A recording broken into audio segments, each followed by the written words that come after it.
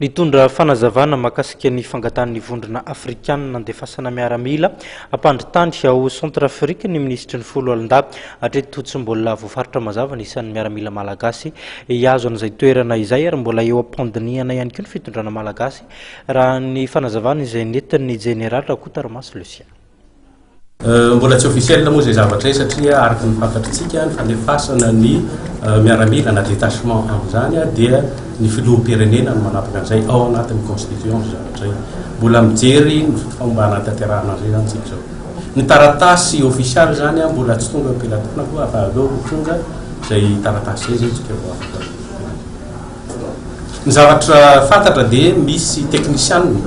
mikasika ny communication sy ny nouvelle technologie zany zao avy eo amin'ny folo alinda no angatahandrareo zay zany nefa mena ny anarana efa lasa ny amin'ny Union africaine dia miandry ny valy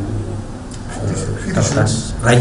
itsika dia misy ny engagement nataotsika amin'ny resaka fiaraha-miasa amin'ny Union africaine ny firenena rehetra dia mandefa solitena miaramila raha ohatra misy fandaminana atao amin'ireny misy korotan'ireny nangataka zany zao voalohany amin'izao fotoana zao ny firenena ny Union africaine andefasana détachement any Centre Afrique République Centre Africaine dia mijery ny fomba anatanterahana zay zany.